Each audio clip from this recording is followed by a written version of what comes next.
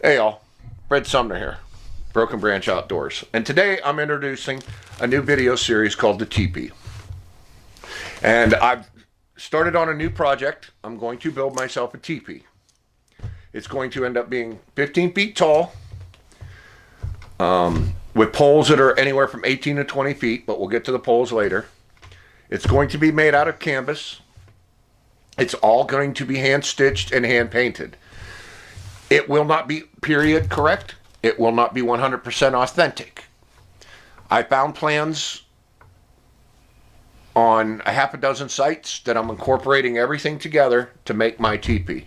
My teepee will be made with canvas and thread and hand stitching. It's going to be approximately 15 feet at center and about 28 feet in circumference at the base.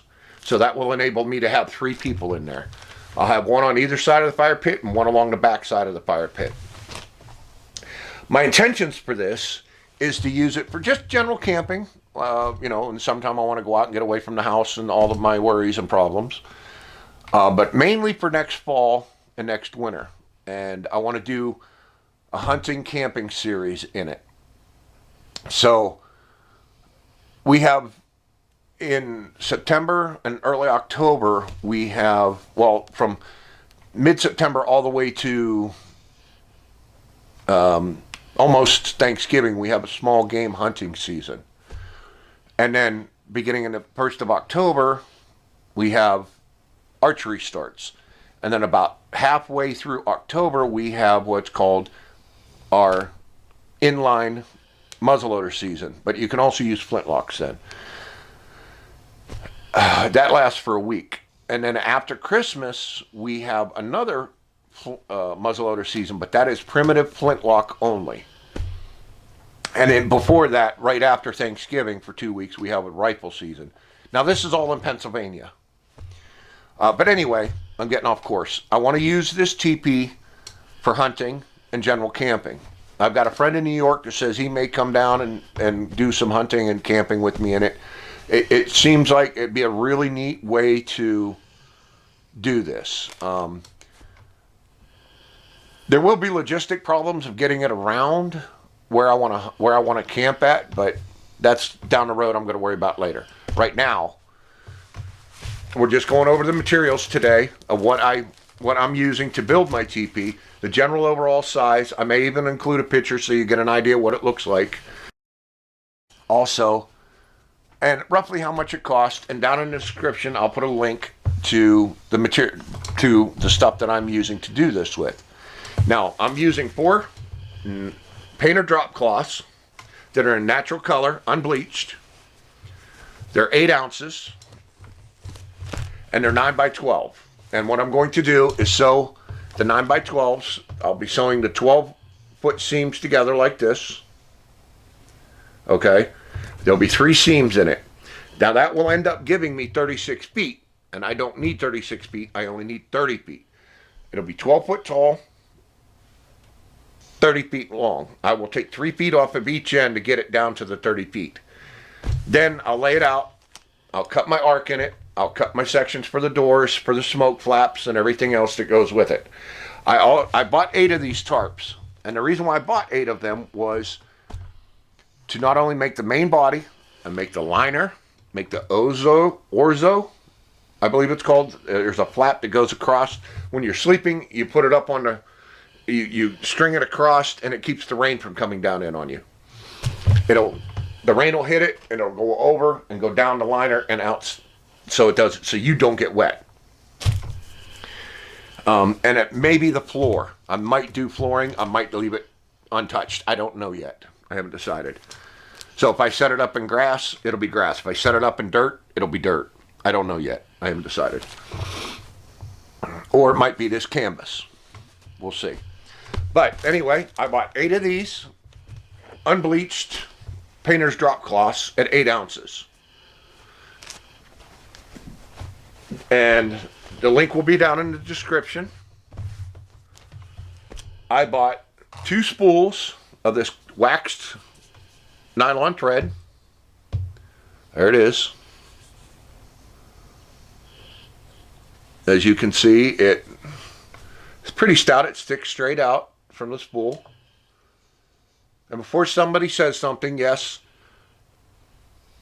I'm losing my fingernail. I smashed it about a month ago and it's finally starting to die. But there's the thread. I bought a set of needles that has 3 varieties in it. It comes with 4 of these angled needles like this. They all have big eyes in them because I'm using a large thread. It comes with 4 of those. Comes with 2 of these little short thingies, short ones. And they're dull. And then it comes with 2. Whew, that's sharp. That's sharp. Comes with 2 sharp pointed straight needles. This is what most of the sewing is going to get done with.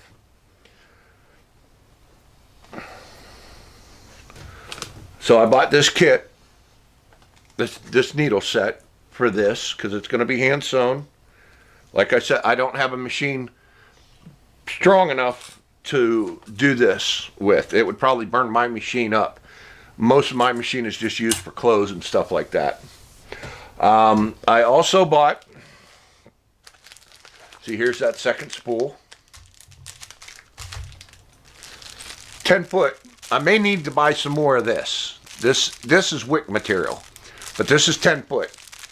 And this will be to go around the bottom. And I'm going to have enough of this tarp leftover scrap pieces. What I'm going to do is take and make triangles and stitch this into the triangles to give it extra support so it's stronger. But this will be, I'll make these like 2 foot long. So we got to put on each side, and I can use that to tie around the stakes to help hold the teepee down. So I got 10 foot of that. I bought some curved needles with big eyes because I'm old. I'm having a hard time seeing stuff. I do have a stitching awl, as you can see here. One of the Speedy Stitches. I'm not using this to stitch with. I'm using it as an awl because sometimes you'll get layers of this material together that'll be really thick and it'll be hard to get the needle through. So I'll use the awl and poke a hole and stitch from there. If you're wondering what I'm doing, I'm putting everything away. And I'm developing a set of heat cups. About a heat cups. This is lovely. Right in the middle of a video, huh? The other part that I'm using, now, of course, just a little pair of scissors. They're nothing fancy, just scissors to cut the thread with. And I'm using some quilting pins. And the reason why I'm doing this is because this quilting pins, just to hold the material together. And what I'll do is overlap the seams. This finished seam here, I don't know how well we can see. Let's see if we can get a better. You can see there's a lip here. See,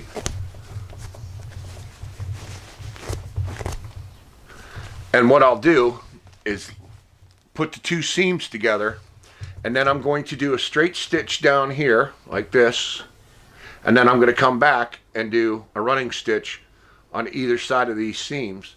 That way, when it gets pulled, it'll pull straight it'll pull like this instead of one side opening up while the other side's still tight. It'll be tight the whole way across because there's going to be a lot of pressure put on these seams that I'm sewing. Both wind, just putting the teepee up itself, but the wind and everything else. So it's going to have 3 stitches per seam on the main body, and then as things go on, you'll see the rest of the stitching. I will show you the actual sewing component and how I'm doing it. The other part, I will have links down in the bottom of all of the stuff that I bought to do this with.